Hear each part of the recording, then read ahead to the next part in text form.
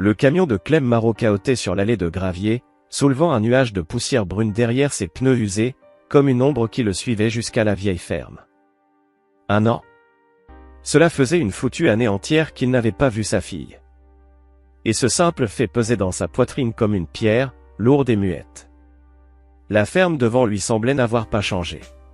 Si vous avez aimé la vidéo, n'oubliez pas de vous abonner à ma chaîne, d'activer les notifications, de laisser un like et un commentaire sous la vidéo. La peinture blanche s'écaillait autour des bordures, semblable à une peau vieille et fatiguée. Le porche penchait d'un côté, là où les fondations s'étaient lentement affaissées. Mais quelque chose clochait. Quelque chose dans l'air. Il était plus lourd, presque électrique, cette densité étrange qu'on ressent juste avant un orage, quand même les oiseaux se taisent. Il n'aurait pas su dire pourquoi, pas encore. Mais 40 années passées sur des chantiers lui avaient appris une chose, faire confiance à son instinct, surtout quand une structure semblait instable. Il coupa le moteur et resta là un instant, les mains crispées sur le volant comme des ancres. À 59 ans, ses jointures déjà enflées par l'arthrite témoignaient de décennies passées à manier la tôle. Chaque articulation racontait les milliers d'heures qu'il avait consacrées à dompter l'acier. Ses doigts, marqués de coupures et de brûlures, portaient les cicatrices de tous les boulots acceptés pour maintenir sa fille à flot après la mort de sa femme. L'usine. Les heures supplémentaires. Les projets du week-end, payés en liquide, sous la table. Tout ça pour qu'Anne ne manque de rien. Pour ses études. Son mariage. La vie qu'il avait rêvé de lui offrir. L'ironie ne lui échappait pas. Il s'était presque tué à la tâche pour elle, pour au final la voir disparaître dans un mariage qui semblait peu à peu éteindre la lumière dans ses yeux. La porte d'entrée s'ouvrit avant même qu'il ne pose le pied sur les marches du porche. « Papa !» Anne courut vers lui. Mais son sourire, trop grand. Trop rapide. Trop faux. Elle lui sauta au cou. Et il sentit ce léger tressaillement lorsqu'il la serra contre lui. « Salut ma chérie. » Sa voix sortit plus rauque qu'il ne l'aurait voulu. Elle se détacha de lui aussitôt, reculant d'un pas vers la maison. C'est là qu'il le vit. Une marque jaune verdâtre, juste sous l'os de sa joue gauche. Légèrement dissimulée sous le maquillage. Mais pas assez. Entre.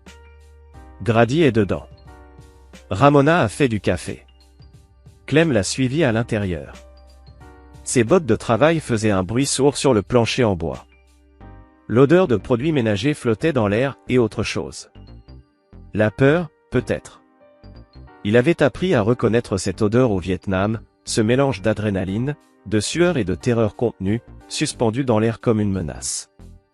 La même odeur que celle qui collait au bunker après les bombardements, quand tout le monde attendait la prochaine salve. Le salon était impeccable. Chaque surface polie comme un miroir, chaque magazine aligné au millimètre près sur la table basse. C'était une propreté malsaine, pas chaleureuse, le genre d'ordre névrotique qu'on adopte lorsqu'on sait qu'une erreur, une seule, peut coûter cher. Trop cher. Grady Bryce se tenait dans le salon, ses 6 pieds de hauteur occupant l'espace comme s'il en était le maître absolu. Ce qui, légalement parlant, était probablement vrai. Il avait ce sourire facile qu'on voyait chez les coachs sportifs ou les politiciens de province, un charme étudié, entraîné, sans doute responsable de bien des sorties de crise dans sa vie. Mais ses yeux, froids. Plats. Calculateurs. Des yeux de requin. Il portait un pantalon beige et un polo orné du logo de l'école, l'image parfaite de l'enseignant respectable, le pilier de la communauté. Clem, content de te voir, vieux frère. Grady s'avança, main tendue. Son geste respirait l'agressivité déguisée en cordialité. Clem serra brièvement sa main, d'un mouvement ferme. Il sentit comment la poigne de Grady se prolongea juste un peu trop longtemps, comme un test, une vérification de force. Il n'y avait aucune chaleur dans ce contact. Juste un besoin de dominer. Alors, toujours dans la tôle. Tu plies encore de l'acier pour vivre ? La question était posée sur un ton mielleux mais condescendant. Le ton de ceux qui parlent de haut aux ouvriers manuels. Toujours. Ça paie les factures. Du travail honnête. Même si c'est pas fait pour tout le monde. Le sourire de Grady ne vacilla pas, mais l'insulte flottait dans la pièce, bien claire. Ramona Bryce sortit de la cuisine, une tasse de café à la main, comme une arme qu'elle hésitait à utiliser. Septuagénaire, les cheveux gris tirés en arrière si fort que sa peau semblait tendue sur son visage, un masque de désapprobation perpétuelle. Elle bougeait avec la précision d'un métronome, comme une femme qui avait passé sa vie à tout contrôler, y compris les gens. Elle regarda Clem comme s'il était quelque chose qu'elle avait écrasé sous sa chaussure, une tâche indésirable dans son monde parfaitement calibré. « Clem, qu'est-ce qui t'amène ?» Sa voix sucrée portait ce tranchant particulier que seules les femmes du Sud maîtrisent à la perfection. Un miel qui coupe comme une lame. « Je rends visite à ma fille. » Sauf erreur, c'est encore permis. Son ton resta posé. Mais le message était clair. Il ne comptait pas se laisser intimider par ces petits airs de reine-mère. Les lèvres de Ramona se pincèrent en une mince ligne acide, l'expression exacte qui devait avoir glacé des générations d'enfants à l'école du dimanche. Bien sûr. La famille, c'est important. Les mots lui sortirent de la bouche comme un médicament amer. Anne, elle, s'était remise à aligner les magazines sur la table basse. Ses gestes étaient rapides, nerveux, comme ceux d'un oiseau qui sait qu'il est observé par un prédateur. Trop précis. Trop mécanique. Les gestes d'une personne qui avait appris que chaque erreur serait remarquée. Et punie. « Papa, je vais te chercher un café. » Sa voix était douce, presque un murmure, comme si parler trop fort pouvait déclencher quelque chose d'inconfortable. Alors qu'Anne se dirigeait vers la cuisine, Clem remarqua sa démarche précautionneuse, comme si chaque pas lui faisait mal, comme si elle marchait sur du verre brisé. Lorsqu'elle se tourna pour lui demander comment il voulait son café, il aperçut de nouveau le bleu, plus net cette fois. Le maquillage ne suffisait pas à dissimuler la légère enflure de sa pommette, ni la façon dont elle ménageait inconsciemment ce côté de son visage. « Elle est toujours en train de traîner dans ses affaires, » dit Grady, suivant le regard de Clem avec l'aisance de quelqu'un ayant déjà raconté ce mensonge des centaines de fois auparavant. Son ton était désinvolte, presque amusé, comme s'il parlait d'un animal maladroit, incapable de garder l'équilibre. Hier encore, elle s'est cognée à la porte de la salle de bain. « N'est-ce pas, ma chérie ?» Le « ma chérie » dégoulinait de fausse tendresse, une parodie d'intimité qui fit frissonner Clem. Anne resta figée dans l'embrasure de la cuisine, la main portée à sa joue avant de réaliser, puis elle murmura « Je suis juste maladroite, parfois. » Les mots étaient plats, trop répétés, et Clem, qui avait entendu assez de mensonges dans sa vie, reconnut celui-là tout de suite. « Tu devrais te faire examiner ça. » Elle répondit, presque mécaniquement, « Oh, ce n'est rien, vraiment. » Ramona s'installa dans sa chaise avec un petit reniflement, « Certaines femmes ne sont tout simplement pas faites pour tenir une maison. Il faut une femme d'un certain genre pour gérer un foyer convenable. » Les épaules d'Anne se raidirent, puis elle disparut dans la cuisine sans un mot. Clem la regarda partir, la mâchoire crispée, les dents serrées. « Elle fait de son mieux, » dit Grady en se détendant sur le canapé, comme s'il présidait un tribunal. « Mais tu sais comment sont les femmes, émotionnelles, tête en l'air. Heureusement qu'on est là pour la ramener sur terre. » Clem ne se sentait pas capable de répondre. Il avait bâti sa carrière sur le contrôle de sa colère, sur l'adage « mesurer 2 fois, couper 1 fois ». Mais assis dans ce salon, voyant sa fille sursauter, sourire puis s'excuser d'exister, tout son self-control menaçait de voler en éclats. Il retint l'envie de traverser la pièce et d'empoigner Grady par la gorge. Anne revint, une tasse de café ébréchée à la main tremblante en la posant sur la table. « Merci, ma chérie. » Ils échangèrent des banalités pendant encore 20 minutes. Grady parla de son équipe de basket, de leur qualification pour la région. Ramona se plaignit du chien du voisin. Anne, elle, resta presque muette, les mains jointes sur les genoux, semblable à un enfant attendant la permission de parler. Quand Clem se leva enfin pour partir, Anne le raccompagna jusqu'au pick-up.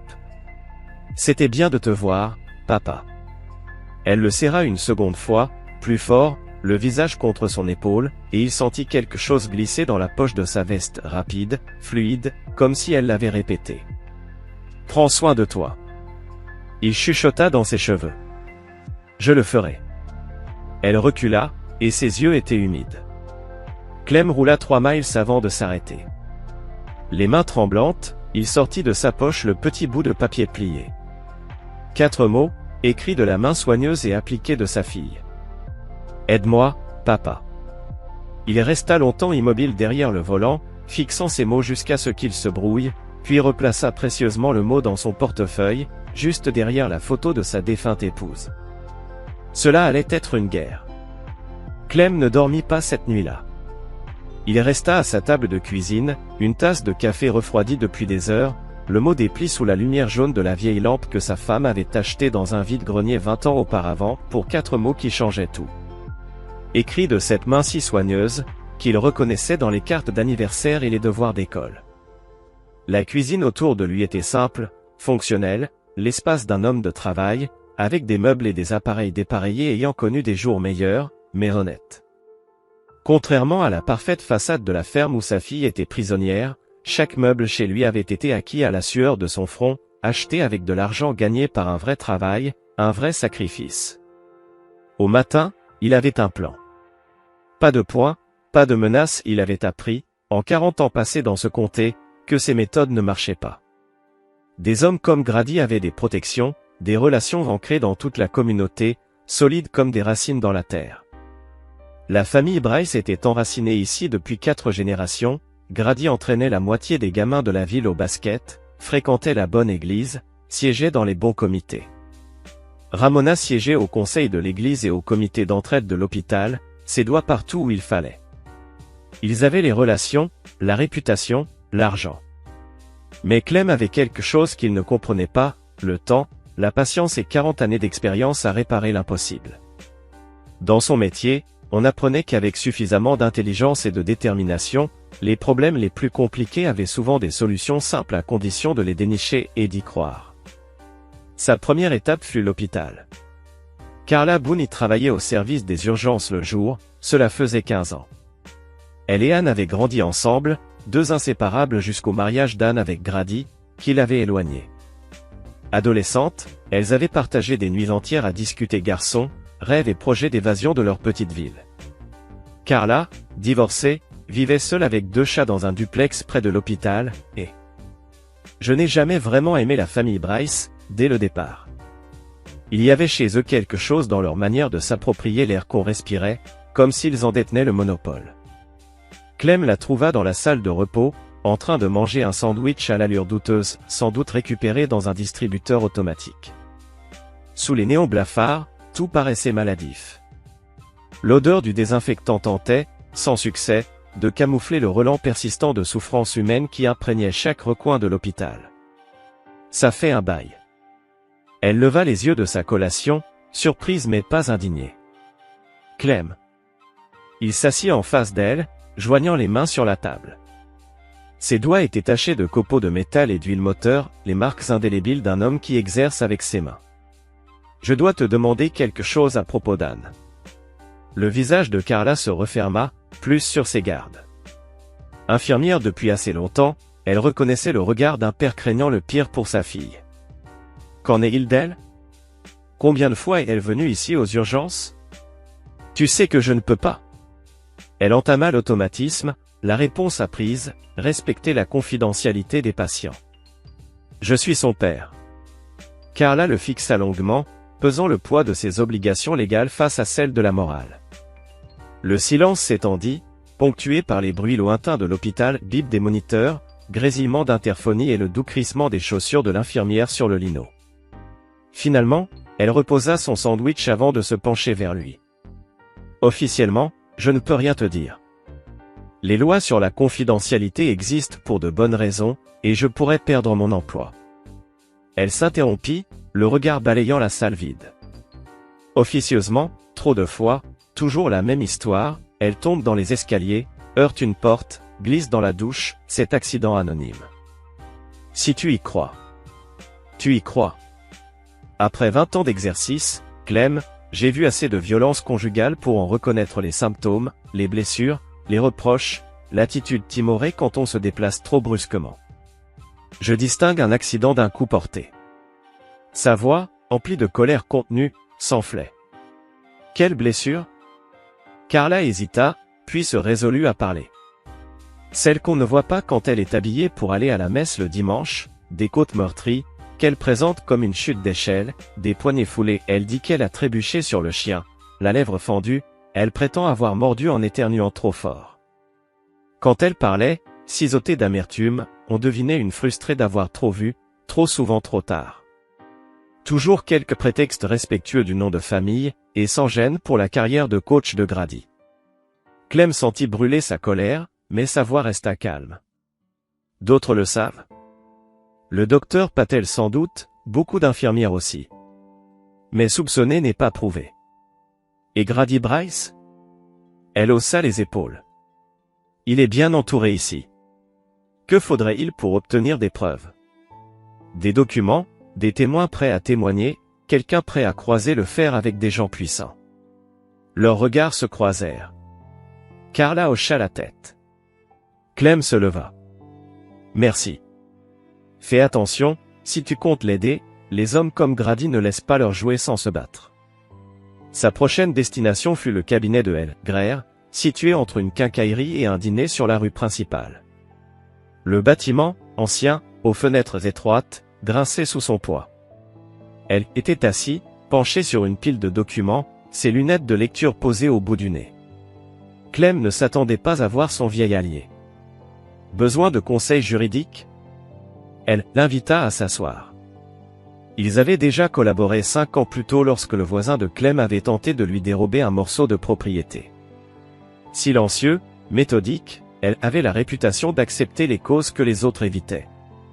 Divorcé, il comprenait ce que ressentait quelqu'un lorsqu'un système laissait tomber les plus vulnérables. Hypothétiquement, si une femme voulait quitter son mari violent, quels seraient ses recours?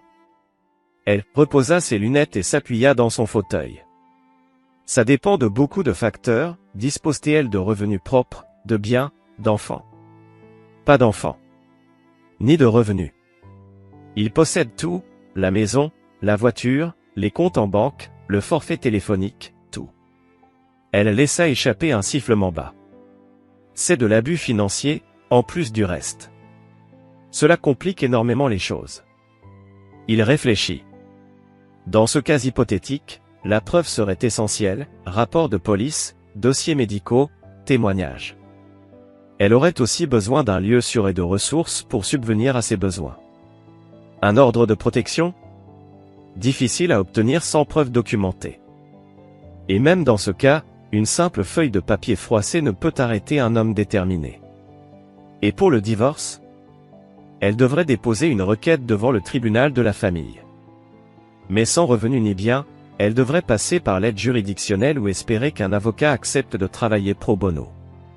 Ça pourrait prendre des mois, voire des années, surtout s'il décide de se battre.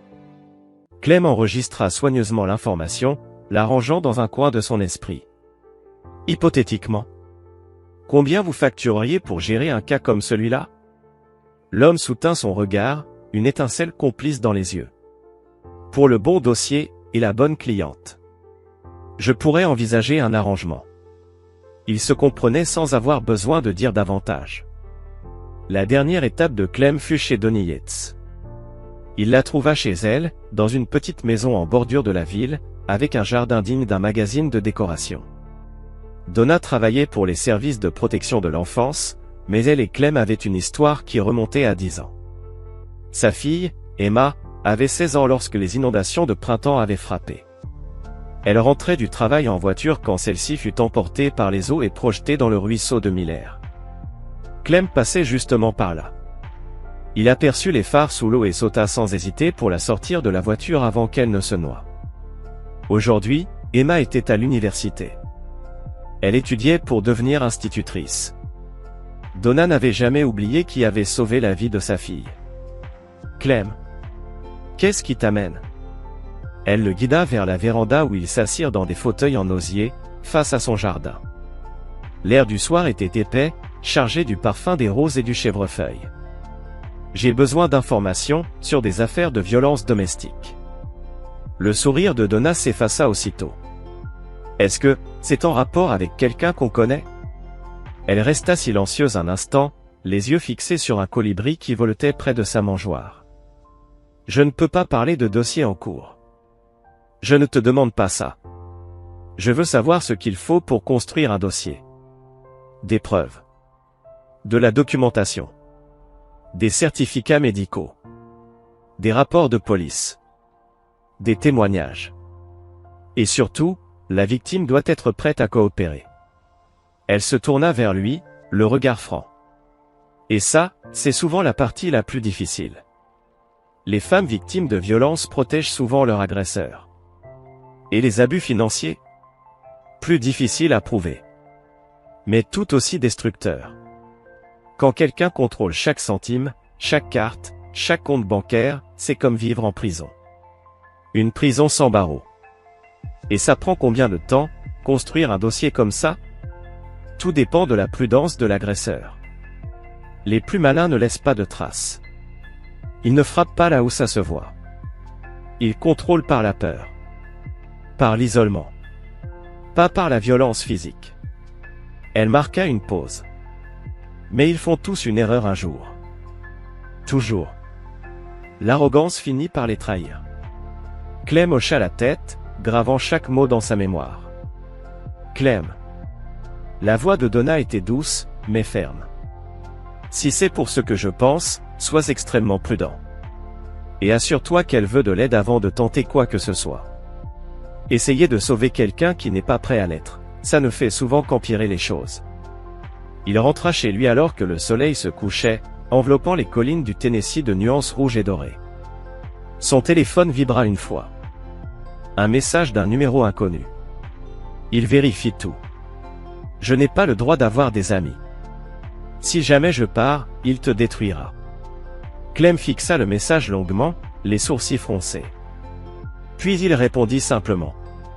Qu'il essaie. Maintenant écoute bien.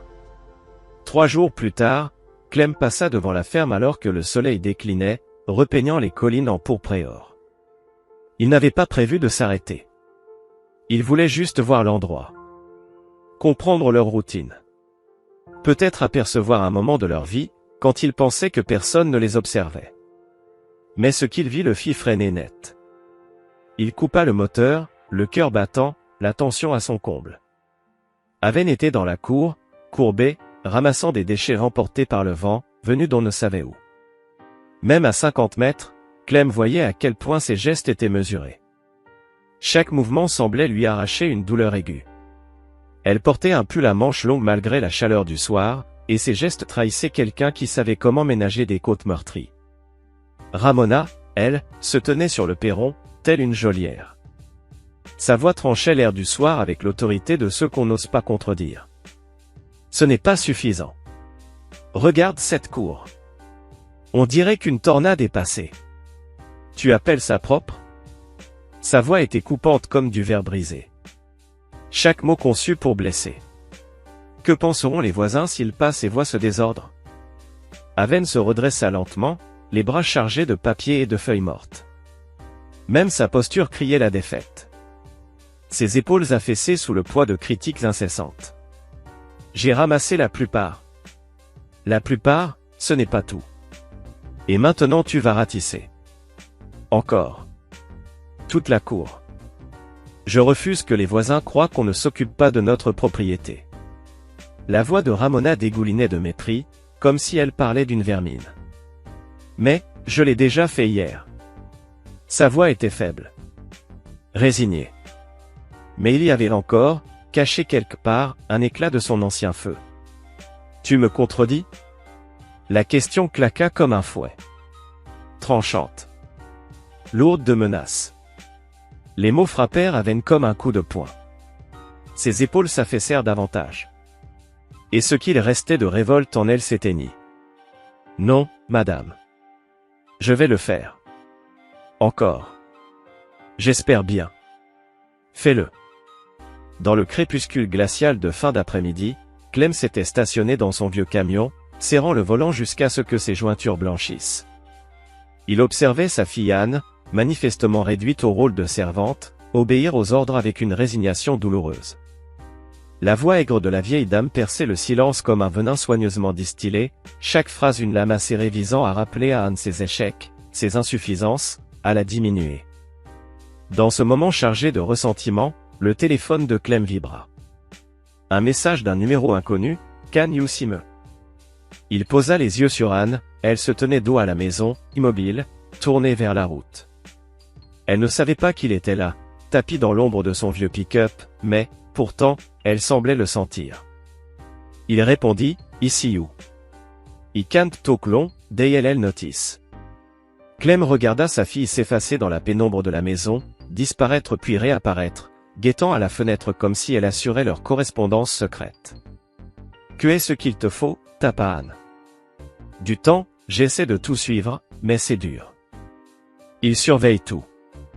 Le vieux téléphone à clapet du camion, rien de sophistiqué était caché, elle ne pouvait l'utiliser que quand ils étaient endormis ou absents. Clem y réfléchit, ce téléphone avait été glissé dans la poche d'Anne la veille, alors qu'ils se disaient au revoir, après leur café au dîner. Tu peux documenter tout ça? Écris ce qui se passe, date, heure. Peut être un évent qui lâche dans la chambre? Tu pourrais y cacher des preuves. Et si il trouve tout ça? On gérera le problème le moment venu. Puis un long silence, et la voix d'Anne brisa le calme. Daddy, j'ai peur.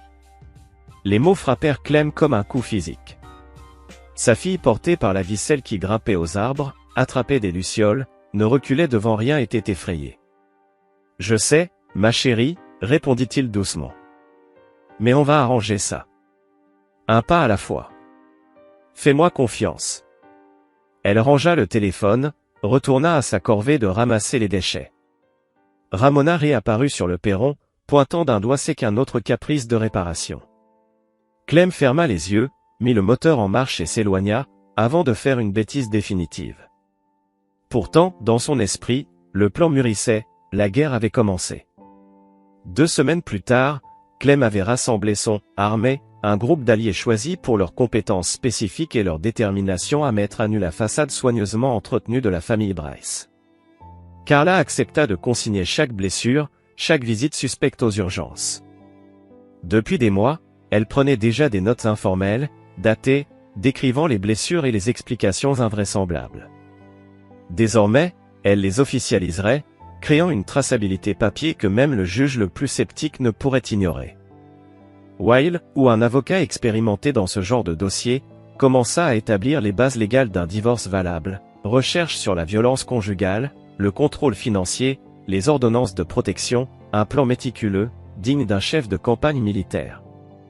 Le processus serait ardu, dosage temporel précis, preuves accablantes, mais possibles, si l'on jouait intelligemment. Donna conseilla sur la constitution d'un dossier de protection, même sans enfants impliqués. Non, là.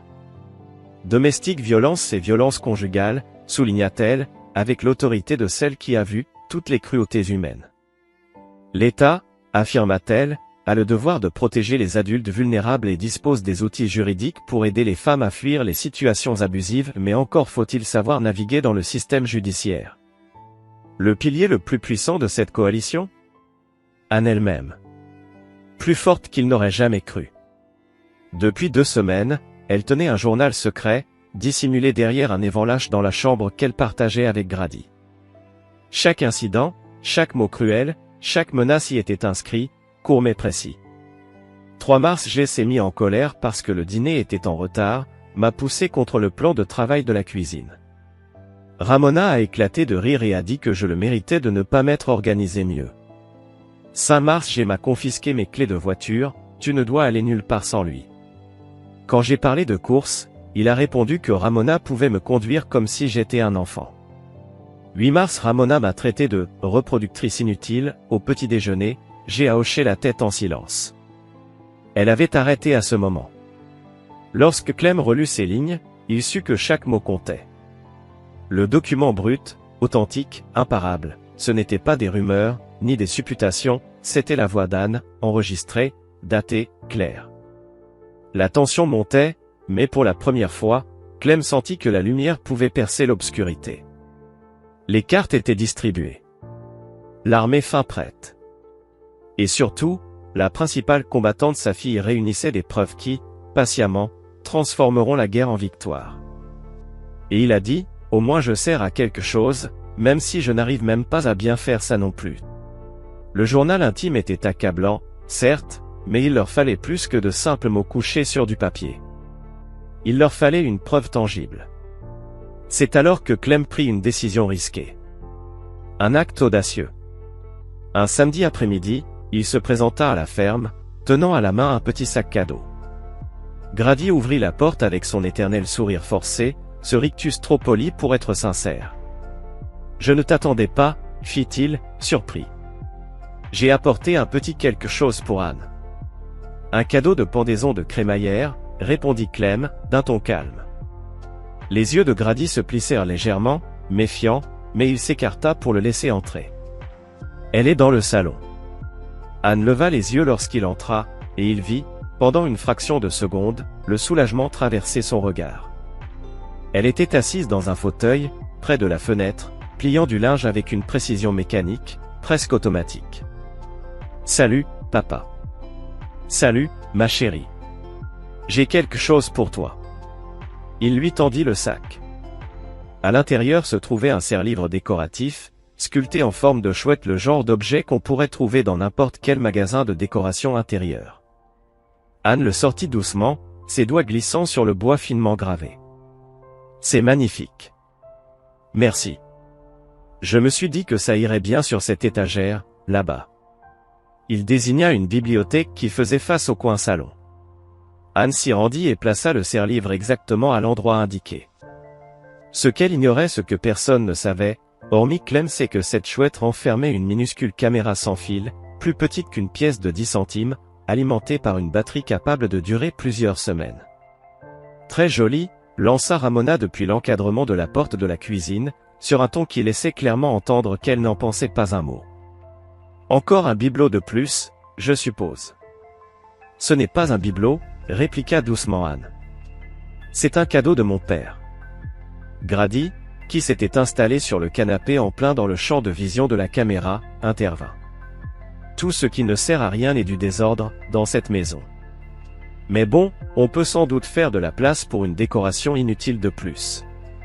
Clem resta 1 heure, faisant la conversation, observant Grady et Ramona jouer leur comédie d'une famille aimante. Mais sous la surface, la tension était palpable. Il voyait tout, la manière dont Anne tressaillait lorsque Grady haussait le ton, les piques venimeuses que Ramona lançait à sa belle-fille comme autant de petites lames dissimulées derrière des sourires. Lorsqu'il quitta la maison, la chouette resta derrière. Elle voyait tout. Elle enregistrait tout.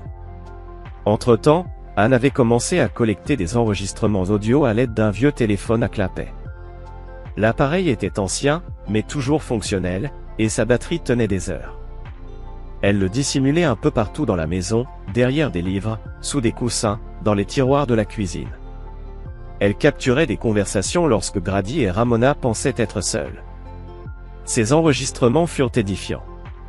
La voix de Ramona, coupante, cruelle. « Elle est inutile, Grady. Elle ne sait ni cuisiner, ni nettoyer, elle ne peut même pas te donner d'enfant. Pourquoi tu la gardes ? » « Parce qu'elle est à moi, » répondit Grady d'un ton glacial. « Je paie pour cette maison. Je paie pour sa nourriture, ses vêtements. Tout ce qu'elle est, tout ce qu'elle possède, m'appartient. Tu pourrais avoir mieux. Peut-être. Mais la briser, c'est bien trop amusant. Et puis, où pourrait-elle aller ? Elle n'a rien sans moi. Pas d'argent. Pas de travail. Pas d'amis. J'ai veillé à ce qu'il en soit ainsi. » Plus tard, dans un autre enregistrement, Ramona de nouveau. « Ton père n'aurait jamais toléré un tel manque de respect. Une femme doit connaître sa place. Elle l'apprend. Lentement, mais elle l'apprend. Pas assez vite.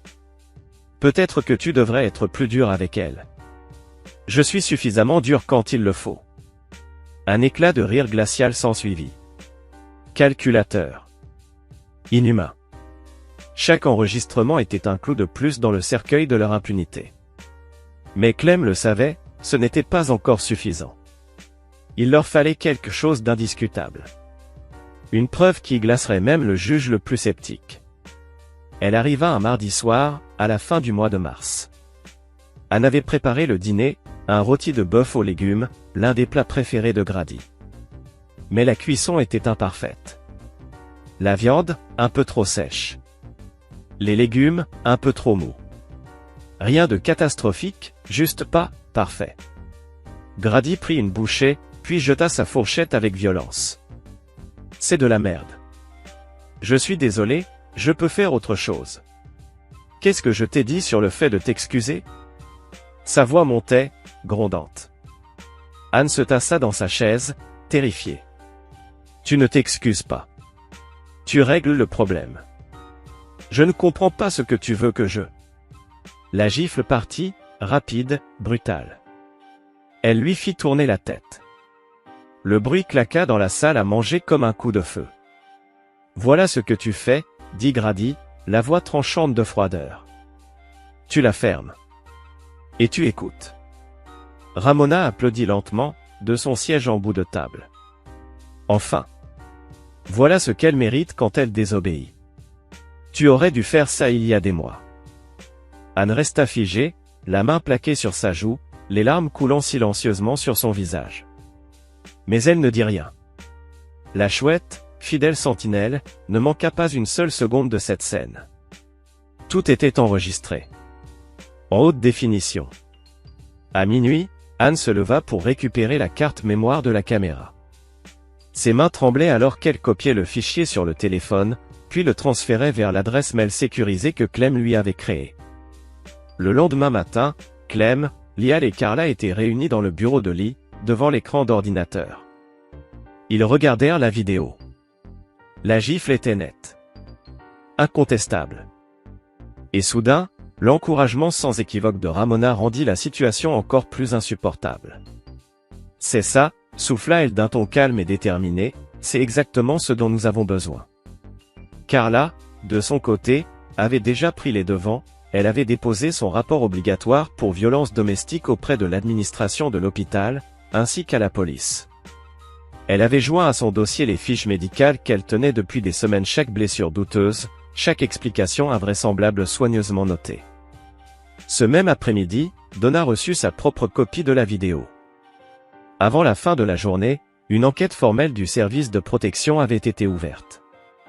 Mais il devait agir vite, si Grady sentait qu'un dossier se formait contre lui, il risquait d'aggraver la violence, ou d'isoler Anne encore davantage. Le lendemain, tandis qu'on travaillait d'arrache-pied pour préparer tous les documents, plusieurs actes furent rédigés, une requête en divorce invoquant « divergence irréconciliable et violence conjugale », une demande d'ordonnance de protection, ainsi qu'une requête pour pension alimentaire d'urgence. Le dossier, solide, rassemblait la vidéo, les enregistrements audio, les entrées intimes du journal d'Anne, et les documents médicaux de Carla. Jeudi matin, tout fut déposé au tribunal. L'après-midi même, le huissier se présenta à la ferme pendant que Grady était parti à son entraînement de basket. Ramona ouvrit la porte, le visage blême en découvrant l'ordonnance de protection dans les mains du fonctionnaire. Qu'est-ce que c'est? Ces documents officiels. Madame, je dois aussi les remettre à Grady Bryce. Il n'est pas là, dites-lui que je vais attendre. Quand, 1 heure plus tard, Grady Schruck rentra en voiture et aperçut le huissier sur le perron, il pâlit. Il prit les documents sans les voir, le visage devenu écarlate. Qu'est-ce que c'est, bordel? Une pétition de divorce et une ordonnance restrictive. Monsieur, lisez-les attentivement, ils contiennent des dates d'audience. Grady lut, les mains tremblantes de colère. Où est-elle? Insista-t-il. Selon cette ordonnance, vous n'êtes plus autorisé à la contacter. Où est ma femme? Mais Anne avait déjà disparu. Alors que les papiers lui étaient signifiés, elle se trouvait au poste de police. Accompagnée de Clem et de Lial, elle passait de nouveaux signalements et organisait une escorte policière pour récupérer ses effets personnels. Ce soir-là, elle s'installa dans la petite maison de Clem, n'emportant que 2 valises ce qu'elle possédait. Dès le début, Grady tenta de maîtriser la narration. Il fit appel à son avocat, un de ces ténors du droit familial, habile à préserver la discrétion des familles riches. À qui voulait l'entendre, il raconta qu'Anne était mentalement instable, qu'elle inventait tout pour toucher de l'argent dans un divorce. Elle a toujours été émotive, souffla-t-il à un journaliste du journal local. Instable. Cela fait des mois que j'essaie de la faire soigner, mais elle refuse tout traitement. Mais Glenn avait anticipé ce genre de réplique. Dès le lendemain de la signification des ordonnances, la vidéo de Grady en train de gifler Anne fut diffusée sur les chaînes locales. Un avocat de la défense des droits civiques, ami de Lial, l'a transmis simultanément à 3 stations. Le montage était accablant, images nettes et en haute définition montrant un homme adulte frappant sa femme, tandis que sa mère l'encourageait à poursuivre. Impossible de détourner la réalité. Impossible de minimiser. En quelques heures, l'affaire fit le tour des réseaux. Le soir même, des camions de journaux stationnaient devant la ferme. L'équipe de basket-ball de Grady le suspendit en attendant l'enquête.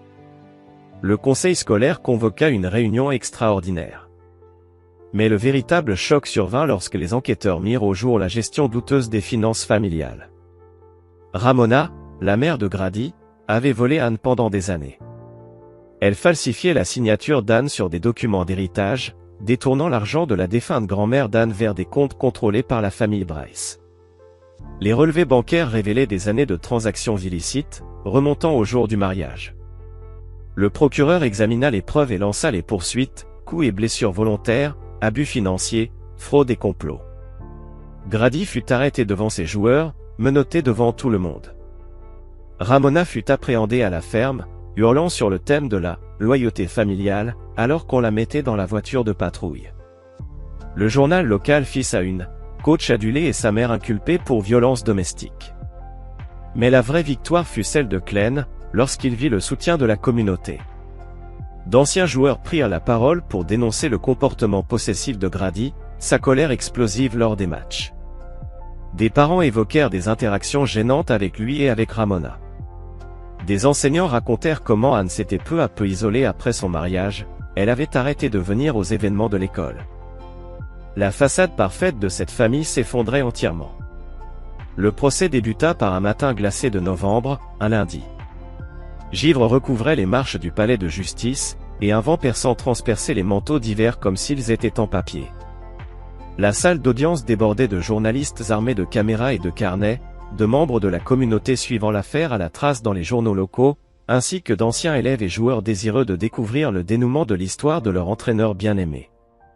L'atmosphère vibrait d'une tension électrique, typique des petits scandales de province qui brisent les illusions soigneusement entretenues. Clem se trouvait au 2e rang, juste derrière la table du procureur, vêtu de son unique costume, un costume bleu sombre, acheté pour les funérailles de sa femme et jamais ressorti depuis. À ses côtés, Anne portait une robe grise sobre, les mains posées l'une sur l'autre dans son giron, affichant un calme profond auquel elle n'avait pas goûté depuis des années. Les mois passés à préparer ce moment lui avaient redonné quelque chose, non pas l'innocence, elle était irrémédiablement perdue, mais une force tranquille, évoquant celle de sa défunte mère. Le procureur, après des mois de préparation minutieuse, avait ordonné les preuves avec soin, tissant un récit implacable de maltraitance systématique et de contrôle. Son plan d'accusation était édifié comme une maison, chaque élément de preuve, une pierre angulaire soutenant la preuve suivante. Il fut le premier à exposer son dossier, bâtissant patiemment son affaire, preuve après preuve. Puis, les vidéos furent projetées devant le jury, on y voyait Grady frapper Ramona, l'esprit applaudir la violence comme s'il assistait à un spectacle longtemps attendu.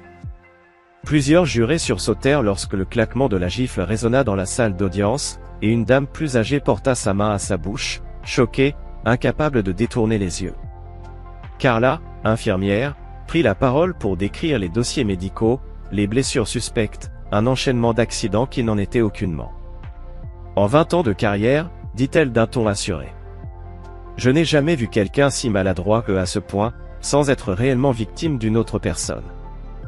Donna fit ensuite état des ravages psychologiques de l'abus domestique, expliquant que le contrôle financier pouvait s'avérer aussi dévastateur que la violence physique.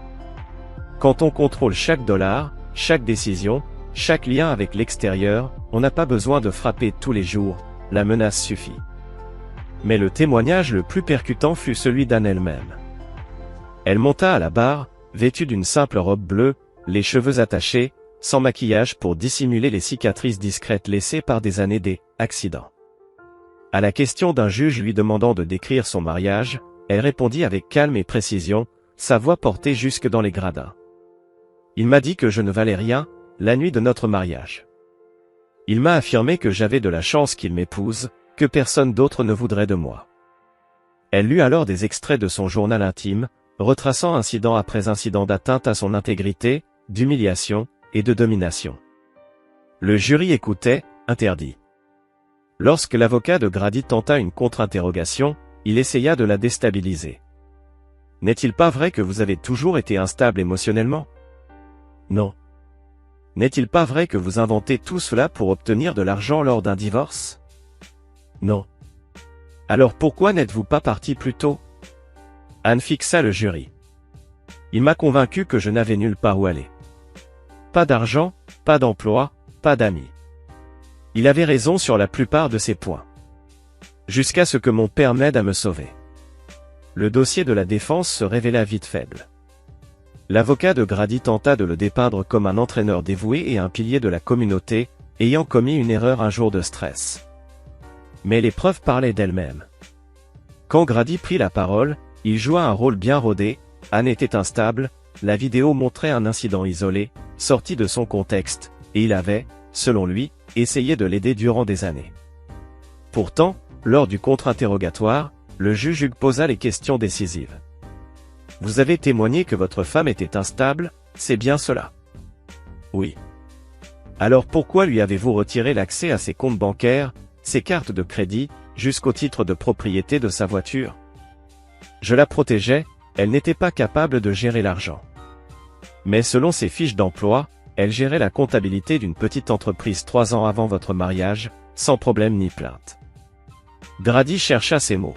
« Le mariage change les gens, ou bien c'est vous qui avez décidé pour elle. » Le procureur exhiba alors des documents, relevés bancaires montrant que, moins de 6 mois après leur union, tout compte au nom d'Anne avait été fermé ou transféré au sien, son nom retiré de la propriété de sa voiture, toutes ses cartes crédit annulées, et même son forfait téléphonique transféré.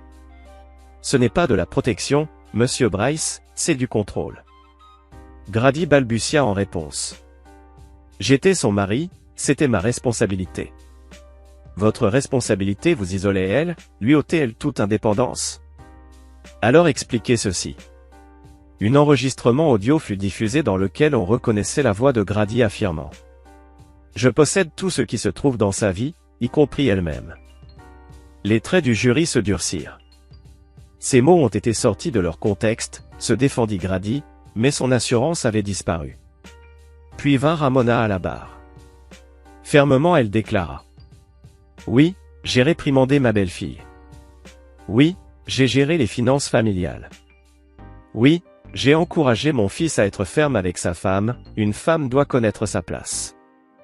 Elle regarda le procureur avec défi. Ce que vous appelez, voler 23 000 $ d'un héritage lui appartenant, c'était de l'argent de famille, elle faisait partie de la famille, mais vous ne lui avez rien dit au sujet de cet héritage, n'est-ce pas? Vous avez falsifié sa signature. Et elle avait déposé l'argent sur des comptes auxquels elle n'avait pas accès. Je protégeais les intérêts de la famille. Quels intérêts? Parce qu'on aurait dit que tu protégeais surtout les tiens, à son détriment. Le procès a duré 3 semaines. Le jury a délibéré moins de 4 heures. Coupable sur tous les chefs d'accusation. Grady a été condamné à 4 ans de prison d'État. Ramona a écopé de 18 mois et d'une condamnation pour fraude criminelle qui la poursuivrait le reste de sa vie. Lorsque les peines ont été prononcées, Glenn observait le visage de sa fille. Pas de larmes. Pas de triomphe. Juste une force silencieuse qui lui rappelait sa mère. À la sortie du tribunal, les journalistes hurlaient des questions. Anne les a tous ignorés, marchant vers le camion de CLM, la tête haute. « Comment vous sentez-vous » cria un reporter. Anne s'est arrêtée, s'est retournée. « Je me sens libre. » L'affaire civile fut plus simple. Avec les condamnations pénales en main, elle a déposé une demande de restitution et de récupération des biens. Le tribunal a accordé à Anne la ferme, les 2 véhicules, ainsi qu'un accès total à tous les comptes qui, un jour, avaient été à son nom. Elle aurait pu garder la maison. Elle valait près de 200 000 $. Entièrement payée, avec un bon terrain et des fondations solides. Mais elle n'en voulait pas. Trop de mauvais souvenirs, dit-elle à Klein alors qu'il se tenait dans le salon vide. J'ai besoin de quelque chose qui m'appartienne dès le départ. Elle a vendu la maison en moins d'un mois, et avec l'argent, elle a acheté un petit bâtiment sur Main Street, à 3 pâtés de maison du bureau de elle. L'ancien propriétaire y avait tenu un magasin de fleurs, mais l'espace était parfait pour ce qu'Anne avait en tête. Elle l'a transformé en un atelier de céramique. Mais pas un atelier comme les autres. Un lieu spécialement conçu pour les femmes en convalescence après des traumatismes domestiques. Elle a fait équipe avec Carla, qui a quitté l'hôpital pour animer des groupes de soutien et offrir un accompagnement médical aux femmes cherchant à fuir des relations abusives.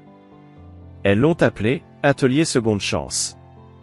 L'inauguration a eu lieu un samedi de mai, doux et ensoleillé, avec des fleurs printanières dans les jardinières que Carla avait disposées le long du trottoir.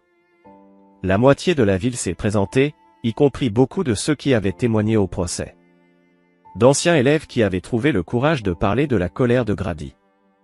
Des parents qui avaient été témoins de son comportement contrôlant. Des enseignants qui avaient vu Anne s'éteindre peu à peu après son mariage. Il y avait aussi des visages inconnus pour Klein, des femmes venues des villes voisines, attirées par la couverture médiatique de la mission de l'atelier. Certaines semblaient nerveuses, incertaines, comme si elles testaient les eaux d'une nouvelle possibilité. D'autres dégageaient la confiance calme de celles qui avaient traversé les ténèbres et souhaitaient maintenant aider d'autres à en sortir. Anne portait une simple robe jaune qui faisait ressortir l'or de ses cheveux. Et son sourire semblait sincère pour la première fois depuis des années. Elle se déplaçait avec aisance parmi la foule, expliquant les programmes de l'atelier. Montrant les tours de potier et les fours. Décrivant les groupes de parole qui se réuniraient dans la salle du fond. Je voulais créer quelque chose de beau, dit-elle à la petite foule rassemblée devant l'atelier. Sa voix portait de l'autre côté de la rue, plus forte qu'elle ne l'avait été depuis des années. Un lieu où les femmes peuvent se souvenir de ce que ça fait de construire, plutôt que de voir tout s'effondrer. Un lieu où elles peuvent prendre quelque chose d'informe et le modeler selon leur propre vision. La métaphore n'échappa à personne. L'argile, comme les vies, pouvait être remodelée. Redonnée à une nouvelle fonction. Devenir quelque chose de beau, même après avoir été brisé. Klein regardait depuis le fond de la foule. Fier. Mais pas surpris. Sa fille avait toujours été forte. Elle l'avait simplement oubliée pendant un temps. Mais la force ne se perd jamais complètement. Elle peut être enfouie, étouffée, écrasée. Mais jamais détruite. Comme le métal sous pression, elle peut plier. Mais si les bonnes conditions sont réunies, elle revient, plus résistante encore. La semaine suivante, il est arrivé à l'atelier avec un camion rempli de bois et d'outils. « C'est quoi tout ça ?» demanda Anne. « Je te construis un banc pour la cour. » La cour était un petit espace derrière l'atelier, planté de fleurs que Carla avait données. Anne avait parlé d'y aménager un coin tranquille. Un endroit paisible où les femmes pourraient s'asseoir. Klein passa 3 jours à construire le banc. C'était une œuvre simple, mais solide, des planches de cèdre fixées sur un cadre en fer forgé, pensées pour durer des décennies. Lorsqu'il eut terminé, il grava des mots dans la latte arrière, des lettres profondément sculptées, suffisamment grandes pour être lues depuis l'autre bout de la cour. « Tu ne brises pas mon sang. » C'était une phrase que son propre père lui avait dite autrefois, au plus fort de ses années de boisson, après le Vietnam. Un rappel que les liens familiaux étaient plus forts que tout ce qui pouvait essayer de les détruire. Anne le trouva en train d'installer le banc un mercredi soir, travaillant à la lueur du porche arrière de l'atelier. Elle lut l'inscription, et se mit à pleurer. Les premières larmes qu'il voyait couler sur son visage depuis la fin du procès. « Papa, ta mère serait fière, » dit-elle. Il ne leva même pas les yeux de son ouvrage. De nous deux. 6 mois plus tard, la lettre arriva. Un mardi matin, qui, en apparence, n'avait rien d'exceptionnel. Anne la trouva dans sa boîte aux lettres de l'atelier, mêlée aux factures et aux prospectus d'enseignes de fournitures artistiques. Son nom et son adresse étaient écrits d'une main qu'elle reconnut immédiatement, même si elle ne l'avait pas vue depuis plus d'1 an. L'expéditeur confirma ce que son instinct savait déjà, Grady, depuis le pénitencier d'État. L'enveloppe était épaisse. Plusieurs pages. Des lignes griffonnées qui ressemblaient à un flot désespéré, ce genre de manipulation déguisée en repentir qu'elle avait appris à reconnaître au fil de leur mariage. Ses mains ne tremblaient pas en la tenant. Et cela la surprit. Un an plus tôt, le simple fait de voir son écriture aurait suffi à la plonger dans une crise d'angoisse. Aujourd'hui, elle ne ressentait qu'un vide glacé. Le même que, supposait-elle, les chirurgiens devaient ressentir en retirant un tissu malade. Elle se dirigea vers la petite cheminée, dans la pièce principale de l'atelier, celle qu'elle et Clem avaient installée pour offrir un peu de chaleur aux femmes qui traversaient leurs heures les plus sombres. Le feu y brûlait déjà. Elle l'entretenait presque tous les jours à présent. Un symbole de vie, de renaissance. Un détail qui semblait apporter de la sécurité à ses clientes. Sans la moindre hésitation, elle jeta la lettre dans les flammes, toujours scellée. Le papier s'enflamma immédiatement, transformant les mots de Grady en fumée et en cendres, avant qu'ils ne puissent empoisonner son esprit avec quelque mensonge, menace ou fausse excuse que ce soit. Elle resta là à regarder chaque fragment se consumer, ressentant quelque chose qu'elle n'avait pas éprouvé depuis des années, une indifférence totale face à ses tentatives de reprendre le contrôle. Clem arriva juste au moment où les flammes s'éteignaient. Il portait un sac de course qu'il avait récupéré en chemin. Ces derniers temps, il faisait souvent ce genre de petites attentions, des gestes simples qui comblaient doucement les vides laissés par des années d'isolement. « C'était quoi » demanda-t-il en posant les courses sur le comptoir, avant de venir la rejoindre près du feu. « Une lettre de Grady. De prison. Tu ne l'as pas lue ? Pas besoin. » Elle remua les cendres avec un tisonnier, s'assurant que chaque morceau avait bien brûlé. « Je sais exactement ce qu'il aurait pu écrire. Des menaces. Ou des excuses. Et je ne veux ni l'un, ni l'autre. Pas même un peu de curiosité ? Aucune. » Le mot résonna, net, final. Tout ce qu'il avait à dire, je l'ai entendu pendant 3 ans de mariage. Il n'a rien de nouveau à m'offrir. Ils restèrent là, à regarder le feu finir son œuvre. L'atelier était silencieux, à part le doux crépitement du bois qui brûlait. Les cours ne reprenaient qu'en soirée, et Carlo était chez le médecin, ils avaient donc l'endroit pour eux seuls. Le soleil perçait à travers les grandes fenêtres, illuminant les poteries exposées et les photos accrochées au mur, des portraits de femmes ayant retrouvé leur force intérieure. Des clichés, avant, après, qui racontaient des histoires de transformation que les mots seuls ne sauraient exprimer. « Quelqu'un m'a demandé hier si je le pardonnerais un jour, » dit Anne enfin, d'une voix calme mais assurée. « Et qu'as-tu répondu ? Que le pardon est quelque chose qu'on accorde aux gens qui ont fait une erreur. Pas aux monstres. » Elle se tourna vers lui. Son regard était clair, déterminé. Il savait exactement ce qu'il faisait. Chaque fois qu'il me frappait. Chaque fois qu'il m'éloignait de mes amis. Chaque fois qu'il me faisait me sentir inutile. Ce n'étaient pas des erreurs. C'étaient des choix. Des choix qu'il a faits. Encore et encore. Encore et encore, Clem hocha la tête, comprenant parfaitement. Ta mère disait quelque chose comme ça, certaines personnes méritent une seconde chance, d'autres méritent simplement les conséquences. Penses-tu que je suis trop dur en ne pardonnant pas ? La question sortit doucement, avec juste une trace de l'ancienne incertitude qui la tourmentait autrefois. Mais cette fois, il y avait une force sous-jacente, la confiance de quelqu'un qui avait appris à faire confiance à son propre jugement. « Je pense que tu es exactement aussi dur que tu dois l'être, » répondit Clem, sa voix portant le poids d'une conviction absolue.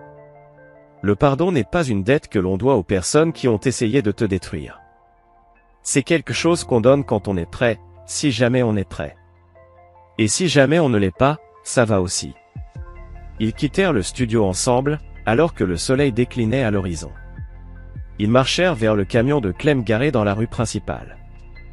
La ville s'installait doucement dans la soirée, les lumières des vérandas s'allumaient, scintillant telles des lucioles, des familles se rassemblaient pour dîner, dans le rythme paisible d'une communauté qui avait traversé bien des tempêtes, et en était sortie plus forte. L'année écoulée avait changé bien des choses, petites et grandes. Les gens parlaient désormais de violences domestiques avec moins de honte et plus de compréhension. Le lycée avait mis en place une nouvelle formation pour les entraîneurs afin qu'ils reconnaissent les signes de maltraitance. L'hôpital avait actualisé ses protocoles pour documenter les blessures suspectes. Des changements modestes, mais cruciaux. Certaines personnes murmuraient encore à propos du scandale de la famille Bryce, mais les chuchotements avaient évolué, passant du scepticisme au soutien. De plus en plus de femmes avaient osé raconter leurs propres histoires de relations contrôlantes et d'abus émotionnels. Le courage d'une seule en avait donné la permission à beaucoup d'autres de dire leur vérité. La voix de Daddy Anne le tira de ses pensées. « Oui, merci de ne jamais avoir abandonné. » Ces mots sortirent d'une voix rude, mais l'émotion qui les portait était claire, même dans les moments où il ne pouvait pas demander de l'aide à voix haute, surtout alors. Il se tourna vers elle, voyant dans son regard calme la force de son épouse. Parfois, les personnes qui ont le plus besoin d'aide sont celles qui ne peuvent pas l'exprimer directement, mais cela ne veut pas dire qu'elles ne la demandent pas. Anne sourit, ce même sourire qu'elle avait enfant, avant que le monde ne lui apprenne la peur, avant qu'elle n'apprenne que l'amour pouvait être une arme plutôt qu'un cadeau. « Je t'aime aussi. » Alors qu'il roulait vers la maison, Clem pensa à ce mot qui avait tout déclenché. Des mots simples, griffonnés sur un bout de papier, « aide-moi. » Daddy, elle le lui avait demandé en silence, et lui l'avait entendu quand même. Parfois, les familles fonctionnent ainsi, non pas par de grands gestes ou des déclarations dramatiques, mais par la compréhension silencieuse que certains liens ne peuvent être brisés, quoi qu'on fasse pour les détruire. L'amour n'était pas toujours bruyant. Parfois, c'était juste être présent, faire attention, et être prêt à mener les combats que d'autres ne pouvaient pas mener seuls. La guerre était finie. Ils avaient gagné. Mais plus encore, ils avaient prouvé quelque chose d'essentiel, que les choses brisées pouvaient être réparées, que les âmes perdues pouvaient être retrouvées, et que le bon type d'amour, patient, persévérant, et inflexible, pouvait triompher même des circonstances les plus sombres. La justice avait été rendue. La guérison avait commencé.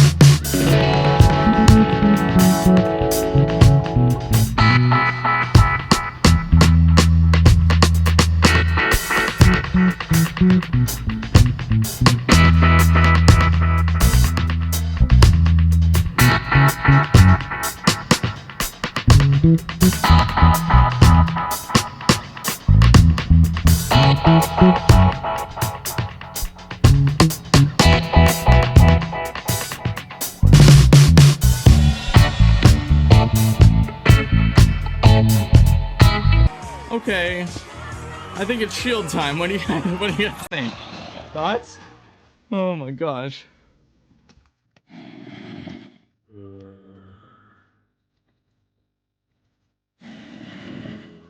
Okay, try the zero reminder to check on your crowd control coins. It's been about 30 minutes.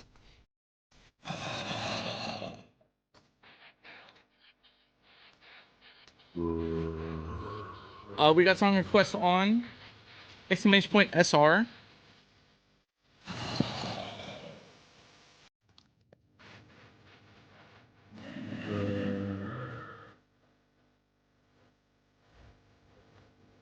Okay, I saw like two diamond veins.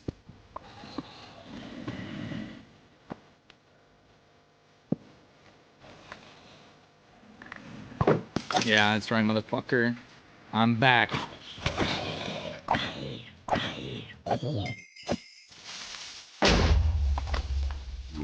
Easiest game of my fucking life.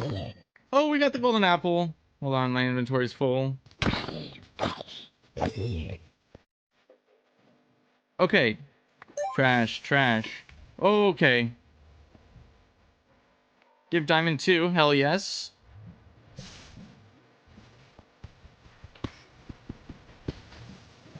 Two. I like kisses on the cheek. Oh my god, she is bad, dude. Min heat is a crazy line.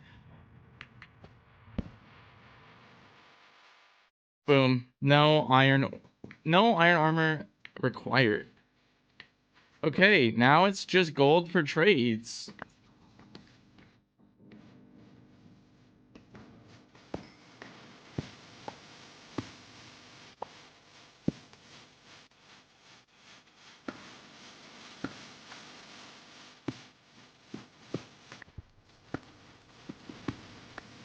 Yeah, this is a Mina song for sure.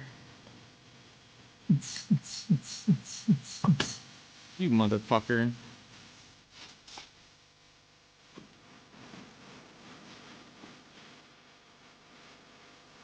Okay, it's gonna be obsidian time. Oh dear. Okay, really? How many is that? 4? Yep, 4 skeletons. Love that. Oh, I need to cook food. Okay.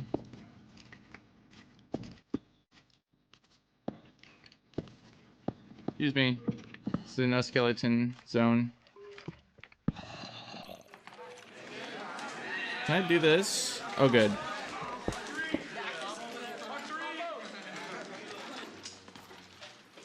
Okay. Yeah, we got a lot of food to cook, huh?